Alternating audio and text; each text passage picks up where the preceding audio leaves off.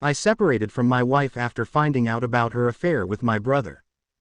Unsure where to go from here. I found out around 2 weeks ago that my wife and my brother had an affair 8 years ago. It happened while my brother was in college and living with us while I was at work. My sil revealed the truth during dinner after she and my brother had an argument beforehand. If you want more details, I can send you the original post. First and foremost, I DNA tested my children. The affair took place years before they were born, but I wanted to be sure. They are mine. My kids mean everything to me, and it's difficult having to try to explain what's going on and why their parents are suddenly splitting since they're so young. I've been very depressed as of late, and besides work taking care of them, it's been hard to find the energy to do anything. I feel so numb, and it's been so difficult adjusting to this new life. As for my wife, it's been hard talking to her. Every time I see her, I'm reminded of her and my brother's betrayal. I imagine them in my own home, knowing that both of them knew they were hurting me. She's currently living with a friend while I stay in the house. I've been very cold towards her, and every conversation has been mainly about our kids. Under our state's guidelines, my wife and I are separated and undergoing a cooling off period for a couple of months. However, there is almost no question we are going to get divorced. My wife has been very bitter about this, and she's gone from calling me an asshole to begging me to take her back. I've received texts, calls, emails from some of her family members asking me to reconsider. I don't think that I could ever really trust her again, knowing she hid this from me, especially when she had constant contact with her affair partner, my brother. I love her, but I also resent her deeply. A few days ago, I agreed to meet with my brother in SIL.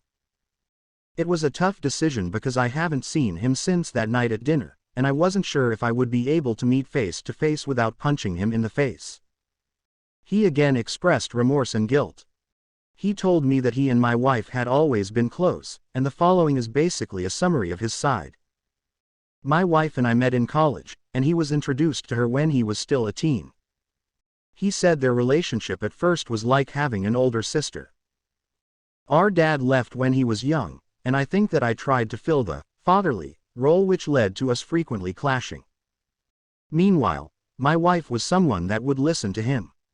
He said that whenever they saw each other, she was always friendly and warm, treating him like a best friend.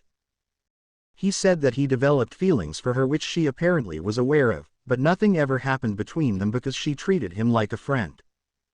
It wasn't until he was in college and living with us that she reciprocated and the affair began. She was the one to break it off because she wanted to try rekindling our marriage. It was a secret that both of them agreed to keep, and he was terrified of telling me, especially after our relationship improved in adulthood. I'm still furious with my brother for lying to me over the last 8 years, but his story helped me understand the context of the affair a little better. It doesn't make me feel any better, but I am at least aware of how it started. It makes me sick to think of my wife doing this. This woman, once the love of my life and mother of my children, is like a stranger to me now.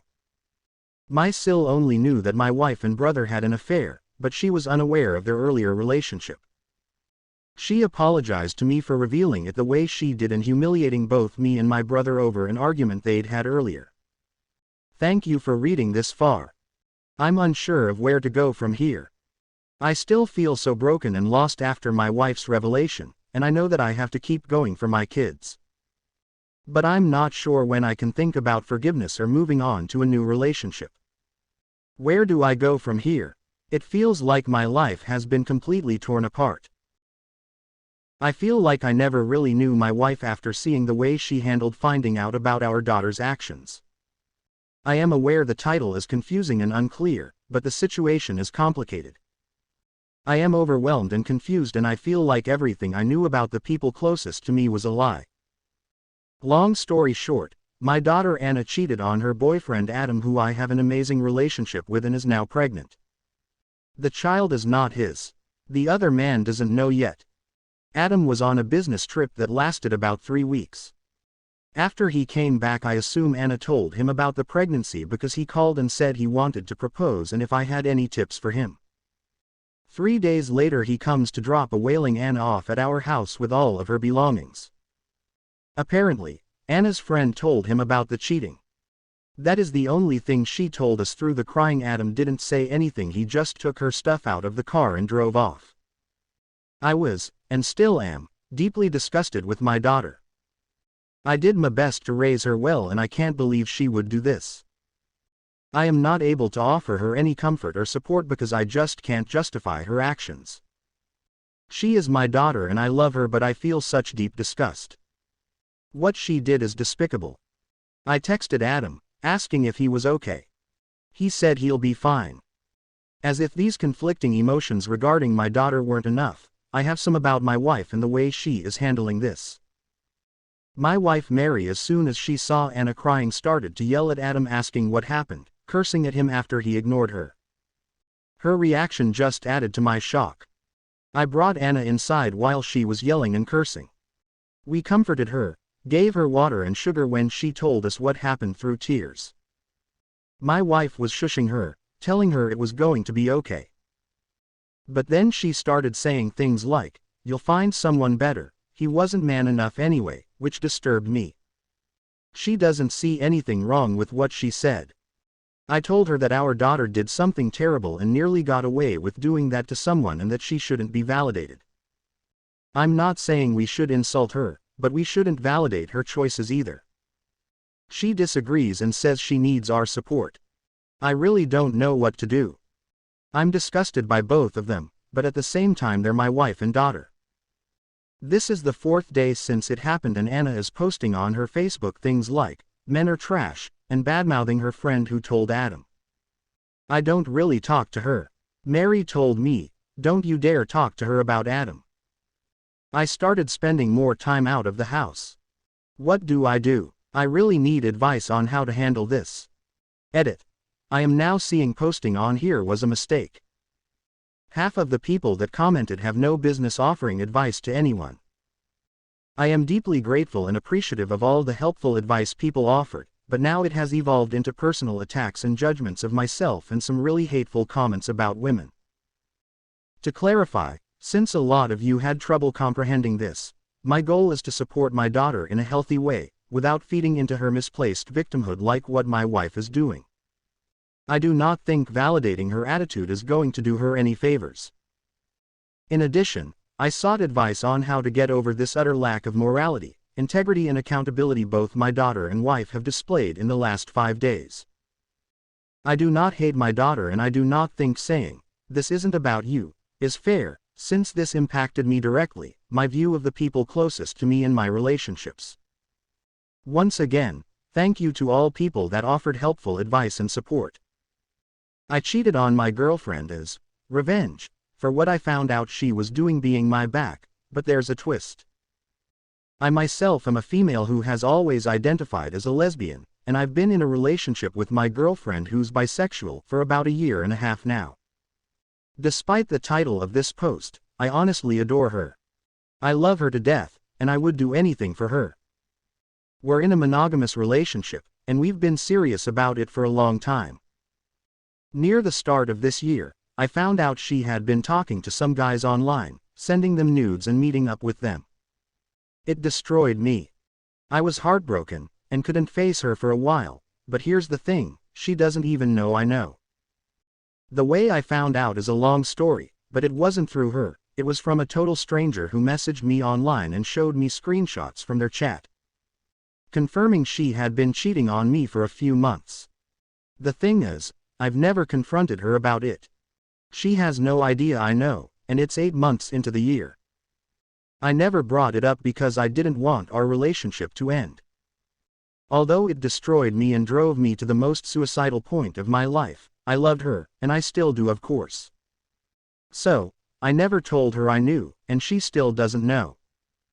That must seem so bizarre to anyone who is reading this. I don't understand why I feel this way either. A month or 2 after it happened, I was so paranoid. And I checked through her phone a few times whenever she left it when she went to the toilet. I know it's such a wrong thing to do, but I couldn't help it, I was so upset and paranoid. When I checked her phone, I didn't see anything that showed she was still talking to these guys, although I did only manage to check Snapchat. But that's what I knew she was using to talk to these people. Anyway, after that, I tried to put it to the back of my head, but I can never stop thinking about it. Even now, I think about it almost every day, where my heart starts racing and I'll start crying because of how it makes me feel. I ended up blaming myself for it. I'd always think, how could she do this to me? After everything I've done for her, how could she do this to me? I'm always there for her, to care for her and reassure her when she's not feeling too great. I always make sure that she knows I love her to death. I enjoy doing things to relax her when she's stressed, but she did that to me. I just didn't understand. So even now, 8 months into the year, she still doesn't know I know, but it still really gets to me. So, here's some side information for the next part of the story. I've always identified as a lesbian, but recently I've been growing more curious about men, and what it would be like to be with them. I don't find myself romantically attracted to men. I don't see myself being in a relationship with one, but I sometimes find myself sexually attracted to men. This month, I did something bad. I got really drunk, blah blah blah, was with one of my guy friends, and I gave him a handjob. There was no kissing involved or anything, it just happened. I thought to myself that if I did that, I wouldn't feel bad about what my girlfriend did to me, and I could put it behind me, but it's only made me feel worse. The thing is, I felt like I enjoyed it. He came all over my stomach and I liked it. This is so wrong. Maybe it was because I was completely out of it, but I definitely enjoyed it in the moment. TL Doctor. Found out my girlfriend was sending nudes to and meeting up with guys at the start of this year. I found out from a stranger who messaged me about it, showing screenshots from their chat. And to this day I've never confronted her about it because I love her even after this and don't want our relationship to end, but it still upsets me. I no longer think she's still talking to these guys. This month I did something bad, got drunk blah blah blah and gave a handjob to one of my guy friends. No kissing involved or anything, just that. But I feel so guilty. I thought it'd mean we'd be even, and I could forget about it, but I just feel guilty. This has made me feel so guilty and I feel awful about it. Feel free to comment your opinion on this, I'm really curious. I have been cheating on my wife and today I found out she has been cheating on me too. And I have never been more terrified in my life. I am so scared, I don't know what to do. To start with, let me just say I loved my wife, Serena. I loved her for nearly 12 years, but 2 years ago we grew apart and in that time, I met someone else. Katie walked into my life on a particularly cold February day, with her long dark hair and her beautiful green eyes. She was new at the office where I worked as a computer engineer. I think it was her laugh that really did it for me. That proper throw your head back, really means it kind of laugh, you know. We started meeting up in the cafe downstairs for lunch, at first accidentally and then all the time. We had so much in common. We loved the same PC games. We both enjoyed action movies and true crime, and we both came from big families. Katie was a widow and had lost her husband young. There was a vulnerability to her that I wanted to protect. I grew obsessed with spending every spare moment with her. Truly, I should have felt more guilty. But I didn't. Serena, my petite blonde, no-nonsense wife, could not be more different from Katie, and she really didn't feel like the woman I married anymore. She was so distant and cold now. I can't even remember why she changed and what happened, I just knew that my marriage was over. When Katie and I kissed that time at the office Christmas party and a colleague saw us, I knew that it was time I told my wife everything. But when I finally worked up the courage to tell her that evening on the walk home, steeling myself for a terrible confrontation, I found Serena sitting at the kitchen table, her face in her hands, weeping over an open letter. I asked her what was wrong and she simply gestured to the letter. I lifted it up to read it and my mouth went dry. Breast cancer. Stage 3. I couldn't tell my wife I was leaving her now. It would utterly destroy her. So I did what I had to do. I told Katie about Serena's diagnosis and she was heartbroken but understanding when I told her that we needed to break up. I supported Serena through immunotherapy and took over all cooking duties and cleaning duties. We ate the healthiest of meals, and I tried my very best to be the most supportive husband I could be, but cancer was rough on Serena. She lost the spark in her eyes and grew gaunt, unable to keep any of the food down. When we returned to the doctor, he told us she was now at stage 4. This meant a course of deeply aggressive chemo. That night, I held Serena as she sobbed and told me she wasn't sure she would make it through this. And then she asked me to help her die. I was stunned, unable to believe I had heard her right. I'll never forget how she lifted her now gaunt face, looked me in the eyes and said, "Daniel, I want you to help me die. Please." I was horrified. I can't do that, I told her, the words barely making sense. I was so gobsmacked. But she pleaded and pleaded. Finally, we made a pact. That if the cancer became too much for her to handle, I would give her the entire bottle of sleeping pills the doctor had assigned for her crushed up in her favorite ice cream. Even now, I feel numb just thinking about it. Serena, however, knew exactly what she wanted and seemed very sure about it. 2 weeks went by without us talking about it again, but honestly, fuck cancer. I have never watched a healthy human being deteriorate so fast. Finally, when the doctor told us that the cancer had metastasized and moved to her lungs, she asked me to do the deed. So last night, I bought her favorite ice cream and numbly crushed the pills up. Then I carried it up to her. She ate the ice cream slowly. My brave, clever wife, who I had not appreciated in time, was the most dignified woman when it came to death.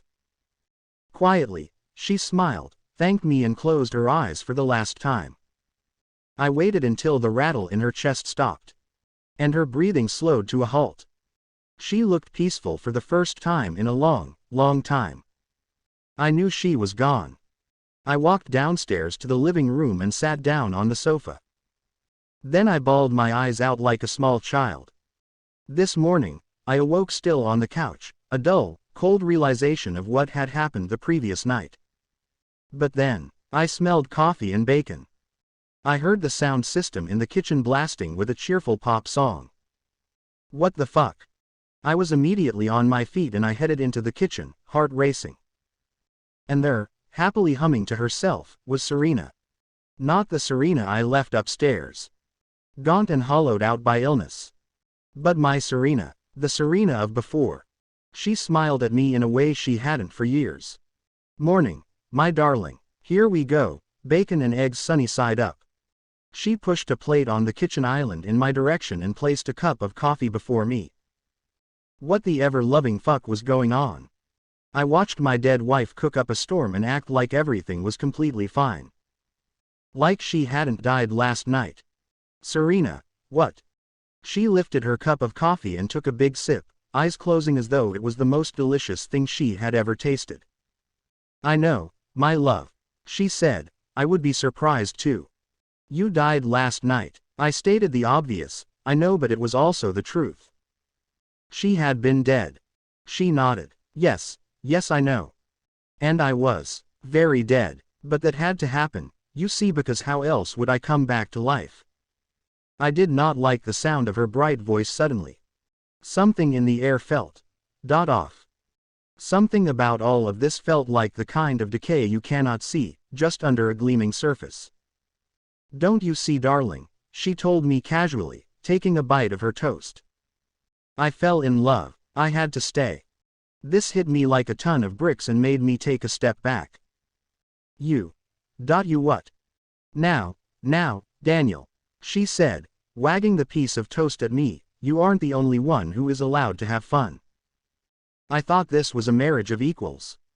My voice was now hoarse, even to my own ears. "I don't know what you're—" "Don't fucking lie to me," she suddenly shouted, throwing her plate at me.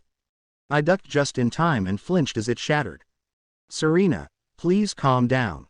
I was trying so hard to keep my composure, but it was getting harder and harder as I watched her.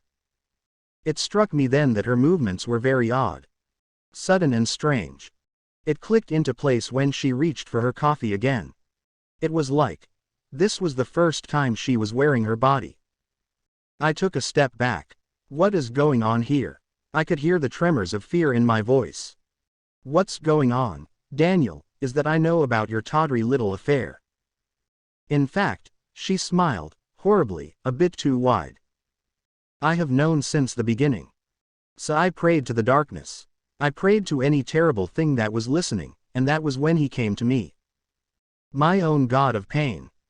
Her voice, which had been Serena's so far, began to shift a little.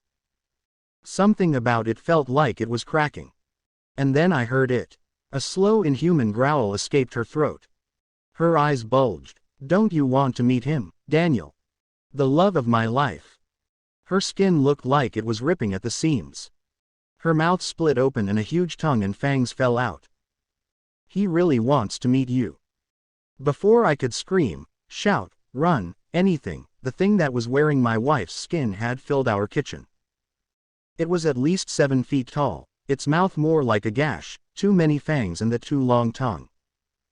Its body, oh God, its body was that of a rotting old man, buried long enough ago that the vile smell of decay filled the room. Its eyes were voids, nothing inside them but eternal darkness. And the most terrifying thing of all was that it was looking at me. And grinning. I stumbled backward, turning to run, but before I could, the thing reached out and grasped my left arm. I tried to snatch my arm back, but before I could, I felt a sharp pain, like my arm was on fire, and when I looked down, it was my arm. My arm looked like it belonged to an old man. It had withered with just a single touch from that thing. I wrenched my arm out of its grip and ran to the door, only to find it locked. I pounded it on it, hoping, praying the neighbors, someone would hear me. It was morning and someone would. I heard the cold, low chuckle behind me and my blood froze. Without even thinking, I turned and ran past it for the stairs. I could hear its slow shuddering footsteps behind me as I rushed up the stairs to the bedroom, throwing myself inside. Quickly I locked the door behind me and then ran to the window to get out. It didn't budge, so I tried to throw a chair against the window. It wouldn't break. A soft, persistent knocking began on the door. I threw myself against the glass of the window and started banging on it. Downstairs my neighbor Greg was mowing his lawn. I shouted his name as loudly as I could, and for a second he looked up. Relief flooded through me as I screamed, "Help me." But Greg just frowned up as though he couldn't see me. I screamed louder, "Greg," as the knocking grew more persistent. "Help me." But he had already looked away and was back to mowing his lawn. I bashed those windows and yelled until my throat grew hoarse, and finally, my knees gave way and I slumped to the floor. I've been here ever since. The day is slowly turning to twilight. Outside, the thing keeps knocking on the door. I can hear it shuffling softly back and forth. A voice that was once my wife's but is now rotting and decayed filters into this slowly darkening bedroom. "Daniel, won't you come out and play?"